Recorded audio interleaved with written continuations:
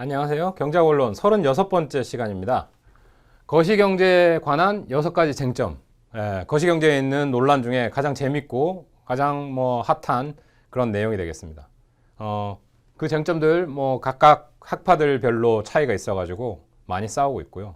그 기반에 깔려 있는 철학들, 경제 사상사를 공부하시면 좀 더 많은 이해를 할 수 있을 거라고 생각합니다. 근데 기본적인 원론 차원에서 이 정도의 어떤 논리들, 그 다음에 어떤 문제들, 거기에 대한 논란들 가볍게 한번 살펴보시고 가는 거 도움될 것 같아서 준비했습니다. 6가지 쟁점입니다. 보시죠. 1번부터 6번까지 있죠. 재정정책과 통화정책을 사용하여 경기 변동을 완화해야 하는가? 네. 경기 변동, 경제가 호황, 불황을 연속한다는 거죠. 경기 변동, 비즈니스 사이클이라고 얘기하는데 경제가 업앤다운을 한다는 겁니다. 총 생산이 올라갔다 내려갔다, 물가도 올라갔다 내려갔다, 그런 변동들, 경기 변동을 완화해야 되는가? 저런 정부 거시적 경제 정책을 통해서 경기 변동을 완화해야 되는가 말아야 되는가? 그러니까 저런 정책들이 필요한가? 그런 측면이 되겠고요. 두 번째, 경기 침체를 타개하기 위해 감세보다 재정 지출을 증가해야 되는가? 경기 침체가 있을 때 재정 정책을 쓸 때 일시적인 경기 침체가 있을 때 정부가 재정 정책을 쓰는 거에 대해서 거의 반대하지 않습니다. 그런 측면에서 경기 변동을 완화해야 되는 측면하고도 연관이 되는데요. 경기 변동을 완화하기 위해서 재정 정책, 통화 정책을 써야 된다. 근데 그렇게 쓸 때 만약에 재정 정책을 쓴다고 했을 때 감세가 효과적이냐, 정부 지출이 효과적이냐 라는 측면이 되겠습니다. 실질적으로 이론적으로 따져봤을 때 재정 지출이 더 효과적이다, 이런 논리를 바로 이해할 수 있을 텐데요. 그거 좀 이따가 조금 더 깊이 한번 해볼 기회가 있을 거고요. 세 번째, 통화 정책은 재량에 맡기지 말고 준칙을 따라야 하는가? 아까 얘기했던 통화론자들이 얘기하는 K% 준칙 말씀드렸죠. K%에 맞춰 적정한 수준, 합리적 기대하는 민간 개별 주체들이 기대를 제대로 할 수 있게 준칙적으로 K%만큼 통화량을 증가하는, 경제 성장을 함을 통해서 통화량의 증가가 필요하죠. 우리 규모가 커지면 커질수록 교환을 하기 위해서 교환의 매개체가 더 필요합니다.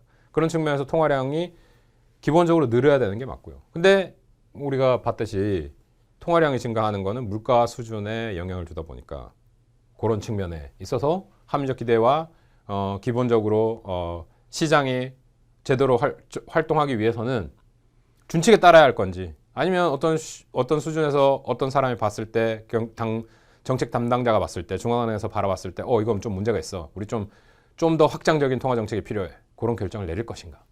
재량에 맡겨야 되냐, 준칙에 따라야 되냐? 그만큼 훌륭한 학자나 훌륭한 사람들이 항상 중앙은행에 포진되어 있느냐? 되게 유명하고 되게 좋은 학자들이 중앙은행에 많이 있습니다. 모든 국가의 경제학 박사학위를 받으면 제일 먼저 가는 선망의 거시경제학을 특히 전공을 하면 선망의 직장 중에 하나가 중앙은행이죠. 그러면 그런 사람들, 똑똑한 사람들, 제대로 현실을 경제 지표를 잘 읽을 수 있는 사람들의 재량에 맡겨야 되냐? 아니면 그럼에도 불구하고 시장에 왜곡을 주지 않기 위해서 준칙을 따라야 되느냐? 그런 측면이 되겠고요. 네 번째로, 중앙은행은 0% 인플레이션을 목표로 삼아야 하는가? 인플레이션 나쁜 놈, 무조건 0으로 가야 돼, 이렇게 해야 되느냐 아니냐 라는 측면이고요. 그럼 인플레이션 비용이 뭐고, 인플레이션을 낮게 측정하면서 우리가 얻을 수 있는 이득이 뭐고, 거기에 대해서 어떤 측면을 고려해야 되는지 우리 살펴볼 겁니다. 다섯 번째, 정부는 균형 재정을 달성해야 하는가?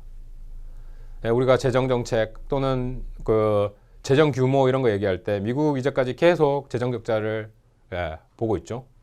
쌍둥이 적자라 그래서 무역 적자랑 재정 적자를 보고 있습니다. 미국에서 정말 꾸준히 고민해 왔던 문제입니다. 균형 재정 해야 되냐? 그럼 무역은 어떠냐? 그 측면에서 균형 재정을 개인적인 측면으로 봤을 때 버짓에 맞게 사는 거 되게 중요합니다. 그렇지 않습니까? 제가 소득이 100만 원이에요. 매달 50만 원씩 꿔가지고 150만 원 지출하면서 살 수 있습니까? 그게 다 미래에 대한 부담이죠. 그런 측면에서 어떤 문제가 발생하지 않느냐, 국가적인 차원에는 어떠냐, 개인적인 차원하고 똑같으냐, 그런 고민들을 한번 해볼 겁니다. 마지막으로 저축을 장려하기 위해 세법을 개정해야 하는가? 세법 개정을 통해서 저축을 장려하는 방식으로 정책을 피는 게 좋은가? 라는 측면을 고민해 보도록 하겠습니다. 되게 재미있는 고민이고 거시경제학에서 항상 나오는 논란입니다. 재정정책과 통화정책을 사용하여 경기 변동을 완화해야 하는가? 경제 안정화 정책을 사용해야 된다, 정부는. 너무 붐이 일어나서 경제가 너무 핫해지면 인플레이션이 물가가 엄청나게 올라가겠죠. 그거 좀 적당하게 올라가게 잡고 그 다음에 경기 후퇴를 한다거나 디플레이션이 빠진다거나 이랬을 때 리세션으로 온다거나 이랬을 때 빨리 부양을 해가지고 원래 위치 적정한 경제 성장률을 가진 영원히 꾸준한 성장을 할 수 있는 방향으로 정말 경제 정책을 펼 수 있느냐라는 거죠. 재정 정책과 금융 정책을 그렇게 펼 수 있느냐라는 거죠. 통화 정책. 호황과 불황을 거듭하는 경기 변동.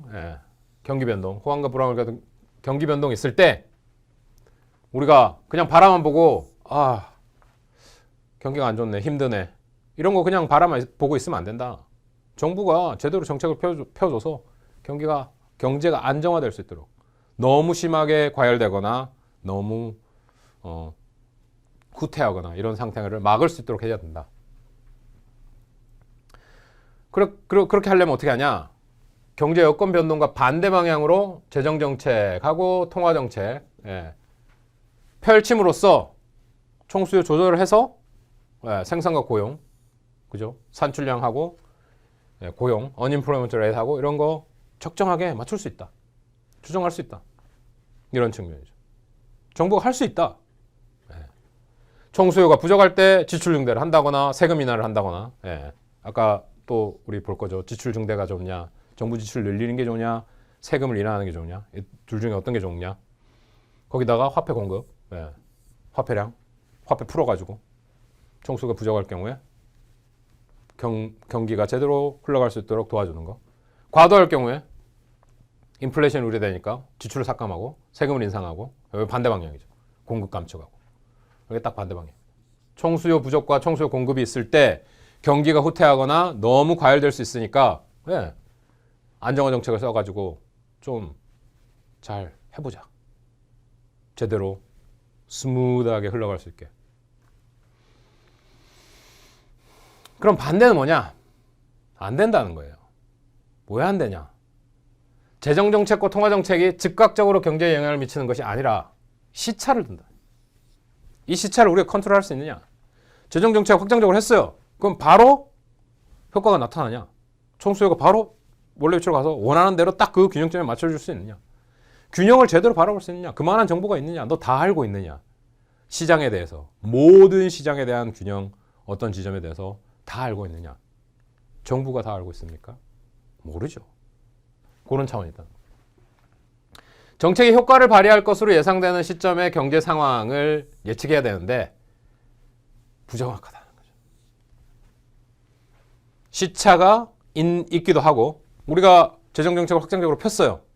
요 정도 피면 되겠다고 싶어가지고 폈는데 아무 변화가 없어. 더 펴야 되나? 그럼 더 투자를 해야 되나? 더 정부 지출을 늘려야 되나? 이런 부분들 좋지 않습니다. 그 일본의 잃어버린 10년, 20년 이렇게 흘러간 그 경기 침체기에 아베노믹스 그래가지고 정부 지출을 계속 늘렸죠. 그러나 그다지 효과가 없었습니다. 미국 경제학자들은 그렇게 얘기했죠. 그거 가지고는 택도 없다. 엄청나게 한꺼번에 붙는 게 중요한데 조금씩 부어봤자 기대 심리가 변하지 않고 거기에 따라서 민간이 그렇게 움직이지 않기 때문에 경기 부양을 할 수 없다.